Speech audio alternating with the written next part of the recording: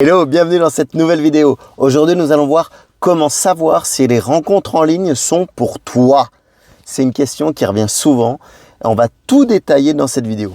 Tout d'abord, n'hésite pas à t'abonner à la chaîne YouTube Éclairage Amoureux si ce n'est pas déjà fait. Tu pourras y retrouver d'autres vidéos.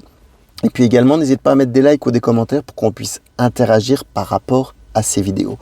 Et puis enfin, si cette vidéo sert à une amie, n'hésite pas à lui partager ou même mets cette vidéo dans une playlist où tu pourras la retrouver plus facilement si tu as besoin de savoir si les rencontres en ligne sont pour toi ou pour une amie d'ailleurs ou pour quelqu'un que tu connais. Alors évidemment, les rencontres en ligne, soit les applis ou les sites de rencontres, qui ne sont pas du tout les mêmes choses, ça permet une vraie solution de facilité. C'est cool, tu peux le faire depuis chez toi, quand tu veux, n'importe quand. Au niveau du temps, c'est top. C'est super pratique, mais il faut faire attention, c'est pas forcément pour tout le monde. Et oui, évidemment, c'est comme tout. C'est simple, si c'est facile, c'est pas forcément simple. Ce qui peut être simple aussi pour une copine ou pour un copain qui te dit « Oh ouais, moi ça a marché pour rencontrer des filles et je suis sûr que toi tu peux rencontrer des mecs. » Ça ne sera pas forcément pour toi aussi. Donc c'est quelque chose qui peut être simple dans l'idée, mais c'est comme par exemple une mousse au chocolat ou un gâteau au chocolat. La recette est simple, hein, tu mets du chocolat. Mais pourquoi il y a tellement de goûts différents? Pourquoi il y a tellement de tours de main différents? Parce que tout le monde est différent. Tout le monde ne recherche pas la même chose. Il y en a qui recherchent plus le goût du chocolat, l'autre l'onctuosité, l'autre la volupté. Enfin, on pourra en parler toute la journée, mais tu m'as compris. Donc, ce qui est facile n'est pas forcément simple. Et justement, à la fin de cette vidéo, je te donnerai ma solution pour savoir si les rencontres en ligne sont faites pour toi plus précisément. Et juste, avant de savoir aussi plus de choses sur cette vidéo, j'aimerais te poser une ou deux petites questions. La première, les rencontres en ligne. Est-ce que tu as déjà essayé les rencontres en ligne? Sûrement, je pense que oui. Mais le plus important, c'est de savoir combien de temps, comment tu as fait ton choix pour essayer de chercher un homme, quels critères tu avais, est-ce que tu avais déjà des critères déjà? Et puis en fait, comment, sur quel site ou sur quelle appli tu as cherché, combien de temps, et surtout j'aimerais te demander, chercher qui, mais pas que au niveau physique. Est-ce que tu avais vraiment une personnalité précise d'homme que tu cherchais? Il y a plein de choses qui peuvent être floues, tu peux dire ouais je vais y aller dessus pour m'amuser, mais j'ai pas eu le résultat, ou j'y suis pas allé assez longtemps, ou j'ai pris la première appli que j'ai trouvée sur internet, mais ouais, mais si tu fais des choses au hasard, tu auras des résultats au hasard. Et c'est ça qu'on va voir aussi dans cette vidéo. Parce que si dans les applis de rencontres, encore plus que les sites de rencontres, il y a beaucoup de personnes qui vont juste pour s'amuser, si toi ce n'est pas ton but, il va vraiment falloir faire un gros tri là-dedans, dans tes envies, dans tes besoins, dans tes objectifs. C'est ce qu'on voit d'ailleurs dans les accompagnements. Dans les accompagnements, on ne voit pas que des techniques de séduction. On voit par rapport à toi ce que tu veux aussi. C'est pour ça que ça s'appelle un accompagnement et pas une formation d'ailleurs. Sinon, je ferais que des formations. Alors, les questions, je t'ai préparé 7 questions qui vont te permettre un peu plus d'être dans le bain, savoir si les rencontres en ligne sont pour toi. Mais rassure-toi, si tu réponds négatif à ces questions, il y aura des solutions également. Mais ça va te permettre de prendre la température et peut-être de te faire réfléchir à certaines choses qui te sont arrivées, qui t'arrivent ou qui risquent de t'arriver. La première chose, la première question, c'est quelle est ta disponibilité sociale? Et en fait, c'est pour savoir si tu as du temps, alors du temps autant physique ou du temps même psychologique à consacrer à faire des rencontres en ligne. Peut-être que tu es débordé, tu as des projets professionnels ou que tu as peut-être des soucis de santé ou des soucis personnels qui ne te permettent pas d'aller là-dessus. Et au lieu de faire le papillon, voler, te trouver sur une petite fleur et puis aller sur une autre fleur et puis au final tu trouves aucune fleur. Je trouvais joli ça, surtout pour une femme le papillon. Donc tu vas pas avoir de résultat. Et est-ce que tu es disponible socialement aussi?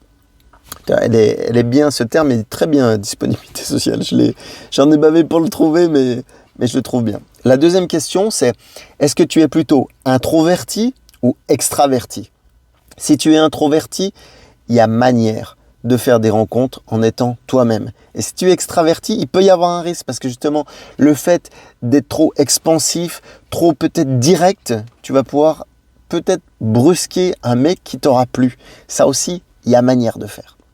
Donc, est-ce que tu es introverti, extraverti? Et est-ce que tu as une stratégie en face de ça, justement? La troisième question, c'est est-ce que tu assumes ou pas? J'étais dans une visio avec des filles et c'est un peu le cap ou pas cap. C'est exactement ça. Parce que si tu es embarrassé de faire des rencontres sur les sites ou de faire des rencontres sur les applis et que tu n'assumes pas de faire ces rencontres, bah, tu ne vas pas être pleinement engagé à le faire, pas avec tes tripes. Tu vas le faire à moitié, tu ne vas pas trop avoir de motivation. Tu vas laisser la chance, la place à la chance, en fait, au hasard. Et si tu veux un résultat, si tu veux vraiment rencontrer quelqu'un de bien et pas laisser la chance au hasard, eh bien, il ne va pas falloir encore une fois faire les choses au hasard, ni plus ni moins. La quatrième, c'est quelque chose qui est un peu plus sur toi, par rapport peut-être même à ta situation, c'est est-ce que tu es pas d'origine, mais d'habitude anxieuse.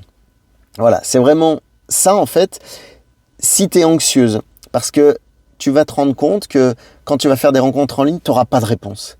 Et si tu es anxieuse, tu es dans le stress d'avoir une réponse à tous tes messages ou à chaque fois que tu fais quelque chose, ou est-ce que j'ai fait de mal, ou ci ou ça, tu vois, tu culpabilises à fond, bah, ça va pas être bon. Il va pas falloir culpabiliser du tout parce que les sites de rencontres, enfin les sites de rencontres, les rencontres en ligne plutôt en général, là tu vas pas être mal. Tu vas avoir des surfois, ça va te prendre la tête et ça, tu risques d'envoyer tout bouler. Et c'est pas le but du tout. Pour ça aussi, c'est pour ça qu'il y a un accompagnement, que je fais un accompagnement pour trouver les solutions ensemble et pas te laisser dans le caca, j'ai envie de dire. Ça, c'est la quatrième chose. La cinquième chose, il va falloir faire attention. Je suis désolé, j'ai pas trouvé d'autre expression, mais cœur d'artichaut. Ça fait un peu vieux, mais je pense que tu comprends si tu es très... tu ressens les choses, tu vois, un peu à fleur de peau, je trouve plus le mot, je sais plus, tu le trouveras peut-être, n'hésite pas à me mettre dans les commentaires d'ailleurs, mais cœur d'artichaut, je trouvais ça pas mal, parce que c'est vrai que ça veut tout dire en fait, sensible, hypersensibilité peut-être même, on le tient peut-être. Parce que justement, sur les rencontres en ligne, des fois tu risques de te prendre des tôles, des fois ça va être des moments hauts, des moments très bas. Et pour ça, je pense qu'il faut que tu sois soutenu ou aidé, peut-être pour digérer certaines choses ou peut-être pour se remettre en question ou accepter certaines choses et travailler dessus. Ça aussi, au final, ça va te permettre de grandir et d'augmenter ta confiance en toi et l'estime que tu as de toi. Parce que si tu fais ce pas déjà de vouloir aller sur les rencontres en ligne, c'est que tu veux que les choses changent. Donc fais-les changer au maximum et mets toutes les chances de ton côté. C'est ça qui est le plus important. La sixième, c'est si tu es impatiente.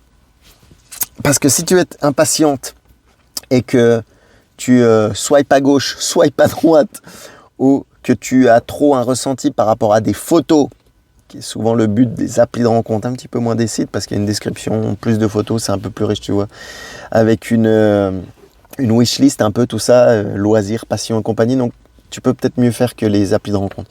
Mais si tu es impatiente, ça va être compliqué. Et là, j'ai envie de te dire, la solution directe, c'est plutôt de faire des rencontres réelles. Alors tu vas me dire, ouais, mais avec le Covid, on ne peut pas faire de rencontres réelles. C'est faux, arrêtez avec ça. Il n'y a pas que les applis non plus. Si tu es à fond dans les applis, je peux l'entendre. C'est ce que je dis souvent dans les accompagnements. Moi, je te donne les cartes, tu joues avec les cartes. Si tu ne veux pas faire d'appli de rencontre, no problème, tu peux faire des rencontres autrement. Que ce soit avec un boucher, que ce soit en ayant fait du jogging, avec ton fleuriste. Il y a plein de manières. Il n'y a pas de limite, Covid ou pas. Et puis c'est pas parce qu'il y a le Covid que tu dois embrasser un homme que tu rencontres tout de suite. Vous pouvez discuter, vous pouvez. Il y a plein de manières. J'ai fait d'autres vidéos d'ailleurs. N'hésite pas à regarder là-dessus. 8e, 9e minute, je te mettrai un petit lien pour d'autres manières de faire des rencontres pendant le Covid. Ça t'aidera d'ailleurs. Et la 7e question, c'est est-ce que tu es optimiste, pessimiste? Si tu es pessimiste, le problème en t'inscrivant sur des rencontres en ligne, que ce soit site ou appli, si tu es pessimiste, tu vas y aller avec l'esprit négatif. Que ce soit dans des mots, dans des réactions, et ça va encore plus attirer la merde, vulgairement. La merde attire la merde, c'est-à-dire que tu vas être négatif, je te traite pas de merde, pas du tout, mais si tu es négatif, tu vas attirer plein de choses négatives. Que tu y crois ou pas, moi j'y crois, c'est la loi de l'attraction. Si tu y vas de manière optimiste, tu vas t'attirer des opportunités. C'est un petit peu comme quand tu recherches, un travail par exemple. Ou que tu veux jouer, ou que tu as un sport et que tu testes un sport et que tu y vas avec pas de goût, pas d'envie, pas de motivation. Comment tu veux réussir? Parce que quelque chose que tu connais pas, tu vas te bouffer les dents, tu vas avoir des échecs automatiquement. C'est comme ça qu'on apprend. J'ai mon fils qui a 2 mois, bon, c'est pas encore le cas, mais je sais que quand il va commencer à marcher, il va se casser la figure. Mais s'il se relève pas, il marchera jamais. C'est un peu pareil, on l'a tous appris que ça quand on était enfant. C'est la même chose. Donc si tu es pessimiste, deviens optimiste. Ou sinon, il y a d'autres manières de faire, mais ça, c'est un gros critère qui va être parmi les 7 questions, pour moi, la plus importante. Je te l'ai mise en dernier, parce que c'est vraiment une question importante. Pessimiste ou optimiste, sois optimiste. En général, les femmes, vous êtes optimistes. Mais si tu es pessimiste, que tu as beaucoup de problèmes dans ta vie en ce moment, digère, laisse passer la chose, et tu y reviendras après. Faut pas y aller avec précipitation, ça sert à rien. Sois OK dans ta vie, dans ton esprit, et dans ton corps aussi.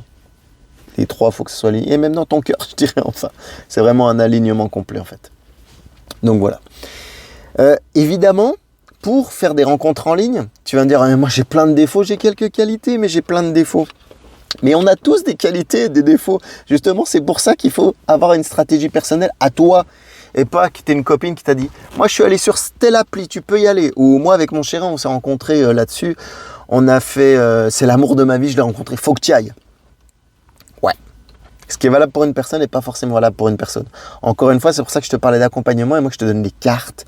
On en discute ensemble. Il y a même des applis de rencontre pour ceux qui aiment les animaux, pour les véganes, pour les amoureux de la nature. Il y a plein d'applis de rencontre. Si tu prends pas le temps de regarder, si tu prends les plus connus qui passent à la télé pour pas faire de pub ou dans le top 3, c'est sûr que... Mais ouais, mais je suis allé sur la plus connue, ça marche pas. C'est qu'aucune ne marche. Mais arrêtez d'avoir des croyances comme ça, les filles. C'est comme si tu me disais, il n'y a qu'un seul job pour moi dans toute ma vie. Je ne changerai jamais de métier. C'est un peu la même chose. Donc en fait, il y a une vraie stratégie. Et en fait, pourquoi il te faut une stratégie personnelle pour toi? Au-delà de ça, il y a 2 grandes variables. La première, moi, je me suis marqué, c'est que tu as des envies et des objectifs propres à toi, qui peuvent être autant différentes de tes copines ou même de tes connaissances. Tout à l'heure, je te parlais d'un mec qui peut te conseiller ça, soit un homme connaissant au boulot ou dans un sport que tu pratiques, tu vois, des connaissances. Ce qui ne marche pas pour les autres ne marchera pas ou marchera peut-être pour toi. Il n'y a pas de limite. Sky is the limit, hein. C'est exactement ça. Donc, il ne faut pas se prendre la tête. Et puis, la deuxième grosse variable, ça va être par rapport à tes expériences à toi. Alors, tes expériences de vie, tes expériences de rencontre, ou peut-être si tu as essayé une appli ou un site de rencontre, tu vois, ou une manière de faire qui a marché ou qui n'a pas marché. Il y a toute une réflexion par rapport à voir là-dessus, en fait. Comment savoir si les rencontres en ligne sont pour toi? Moi, ma solution que je peux te donner, en fait, la première, alors travailler avec moi, mais il n'y a pas que ça. La première, ça va être de tester. De tester.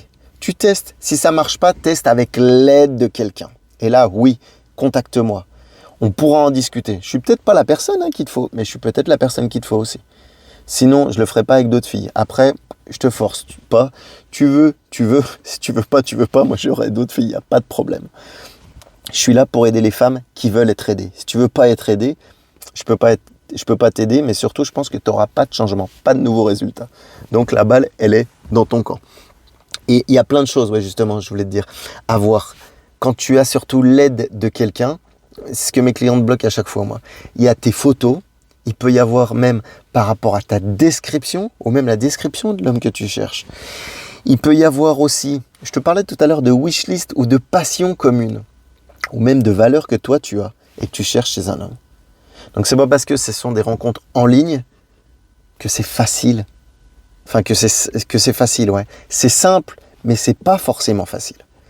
Donc, n'hésite pas à me contacter, que ce soit sur arnaud.rivière, sur Facebook ou sur Instagram, pour qu'on puisse en discuter. Et puis, tu verras qu'on trouvera vraiment la solution ensemble. En tout cas, c'est le but de l'accompagnement. Et sache que je ferai tout pour te donner les cartes en main pour que tu puisses y arriver. Je te souhaite une excellente soirée, excellente journée, excellente matinée, excellent tout. Prends soin de toi. Et au plaisir dans une prochaine vidéo. Ciao, bye bye.